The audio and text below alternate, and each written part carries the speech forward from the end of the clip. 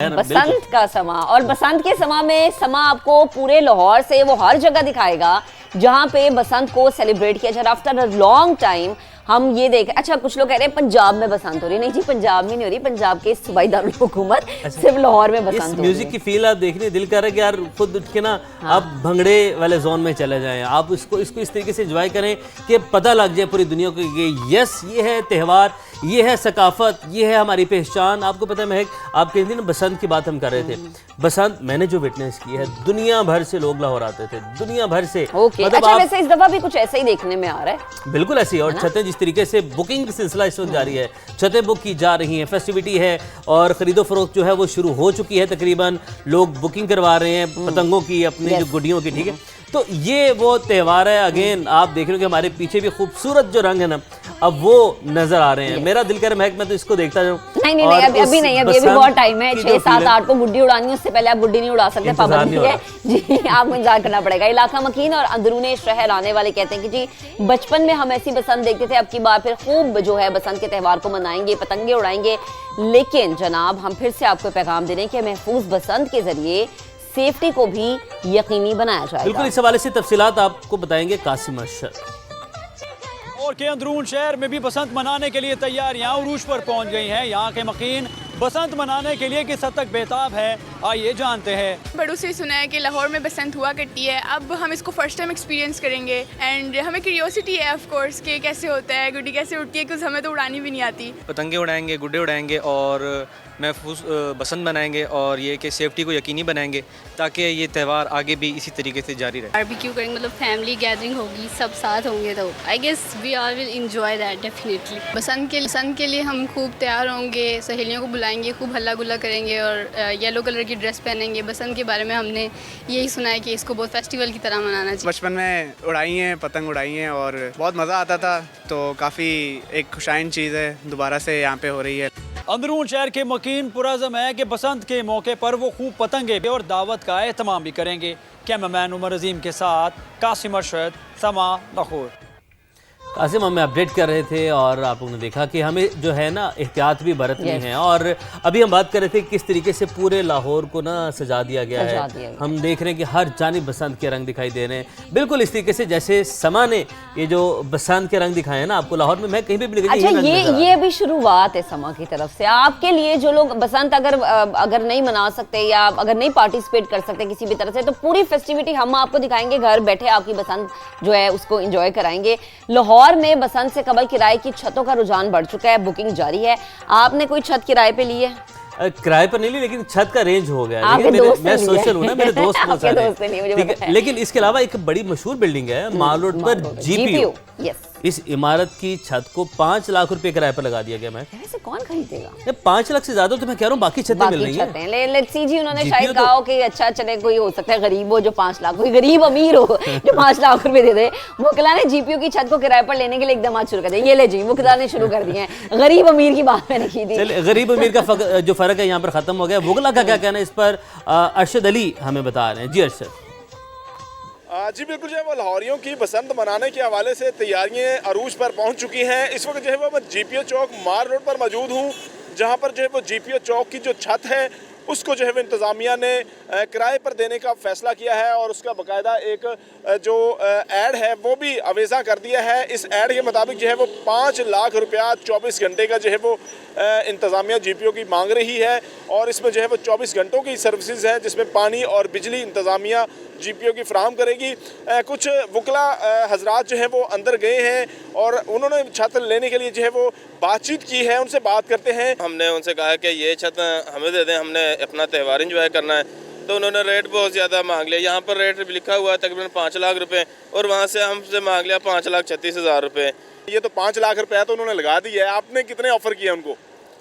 हमने तो इतना कोई कंफर्म खास उनको ऑफ़र नहीं किया। हमने तो यही कहा कि हम तकरीबन कोई 1.5 लाख रुपए तक हम आपको दे सकते हैं। बिल्कुल, उनका ये कहना है कि हमने पैसा जो लगाया हुआ है, इंतज़ामिया से हमारी अपील है कि हमें कोई छत भी मुनासिब दामों में जो है वो फ्राहम करके दें। जी आपका शुक्रिया। और उमर, आप कहते हैं कि 5 लाख से भी ज्यादा के रेट हैं, लेकिन वकला को ये 5 लाख भी ज्यादा लग रहे हैं। सो लेट्स सी जी कि बार्गेनिंग कहाँ तक पहुंचती है और कहाँ पर वकला की बात तय पाती है, और क्या ये वकला के हिस्से में छत आती हुई है किसी और के पास चले जाती है, ये भाग्य आने वाले दिनों में पता चलेगा। तो लाहौर की बसंत दुनिया भर में एक मुनफरिद मकाम रखती है। माजी में इसके रंग ही निराले होते थे। अब माजी की हमने बात की है तो एक ऐसी शख्सियत को हमने मदऊ किया है जो कि ड्रामा निगार हैं और स्क्रीन राइटर हैं। शाहिद नदीम साहब की मैं बात कर रही हूँ। उनसे हम जानेंगे कि माजी की जो बसंत है वो जरा यादें ताज़ा करें। शाहिद साहब, बेहद शुक्रिया हमें वक्त देने के लिए। माजी में लाहौर की बसंत कैसी होती थी, आपने कैसी बसंत देखी, क्या रंग होते थे, कुछ यादें ताज़ा कीजिए ताकि जो भी हमें यंग जनरेशन सुन रही है उनको भी पता चले। और स्पेशली आप बसंत को एक त्यौहार ही करार देते हैं या फिर लाहौर की तहजीबी शनाख्त का हिस्सा समझते हैं?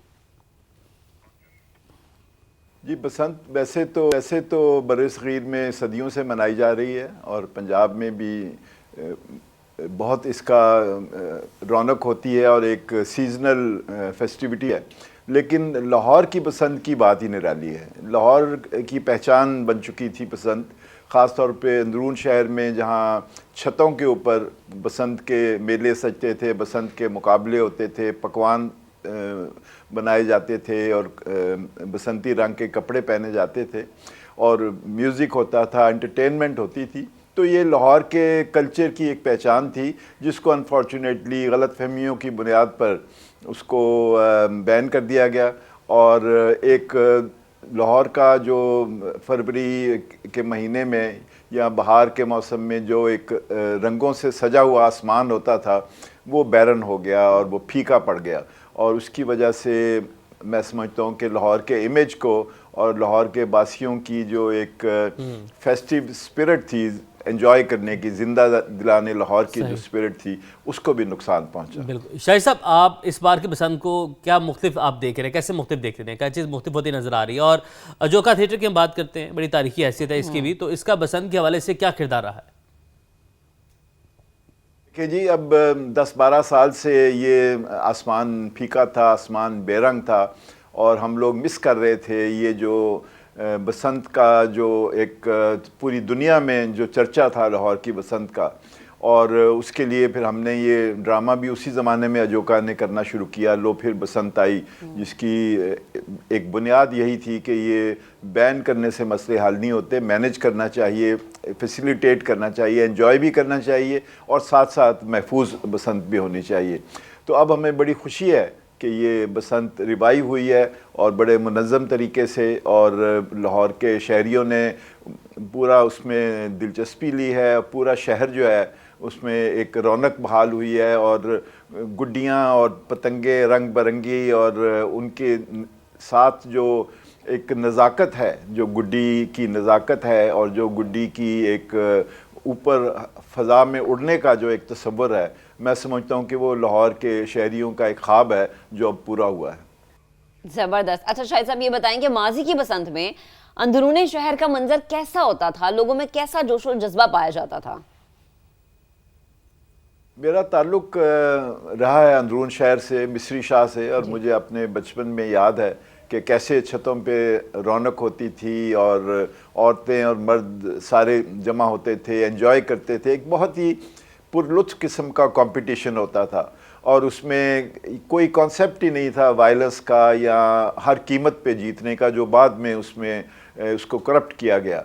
लेकिन उस ज़माने में तो ये एक रिलैक्स्ड माहौल होता था और सारी कम्युनिटी छतों पे आई होती थी लाहौर के शहर की, और उसको सब लोग मिल के एंजॉय करते थे। एक कम्युनिटी स्पिरिट होती थी। इसकी शोहरत फैली तो दुनिया के मुख्तलिफ मुल्कों से लोग आने शुरू हुए। पहले तो सिर्फ ओवरसीज़ पाकिस्तानी आते थे, उसके बाद फिर गैर मुल्की भी आने लगे और वो हमारे लिए एक हमारा इमेज बिल्डिंग जो बड़ी ज़रूरत थी उस ज़माने में कि पाकिस्तान और पंजाब और लाहौर जो है ये खूबसूरती का, नज़ाकत का, फ़न का और एन्जॉयमेंट का एक गढ़ है जिसमें लोग जो है वो अपनी ज़िंदगियों को तमाम तर मसाइल के बावजूद एक खुशी के साथ मिलजुल के एक फेस्टिव स्पिरिट में गुजारते हैं। सही।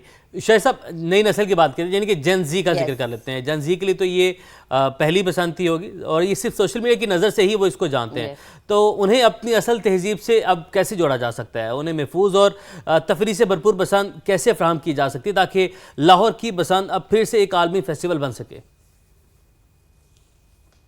नई नस्ल में से जो जेन जी है तो यकीनन उनको तो शायद याद भी ना हो कि बसंत में लाहौर का आसमान कितना रंगीन होता था और उसकी फ़ज़ा में कैसे गीत और सेलिब्रेशन और ढोल की आवाज़ और एक फोक सॉन्ग्स और एक पूरी एक सेलिब्रेशन होती थी। तो मैं समझता हूँ कि अब हमारे नौजवानों को मौका मिला है और ये मौका इंशाल्लाह जारी रहेगा कि वो ऊंचे ख्वाब देखें, बुलंद परवाज़ी के ख्वाब देखें और अपनी ज़िंदगी की जो मजबूरियां हैं, ज़िंदगी की जो क़यूद हैं, उनको तोड़ के एक अरफा जो एक सोच है उसको एक्सप्लोर करें और उसी का एक इजहार बसंत है। और ये बसंत ना सिर्फ लाहौर के शहरियों के लिए एक तोहफ़ा है मौजूदा हुकूमत का और उनकी जो बोल्ड डिसीजन है, और उसके अलावा ये पूरी दुनिया में एक पैगाम है कि पाकिस्तान और पंजाब और लाहौर जो है वो अपनी कल्चरल रिचनेस जो है उसके साथ दोबारा आसमानों की रिफ़तों को छू रहे हैं।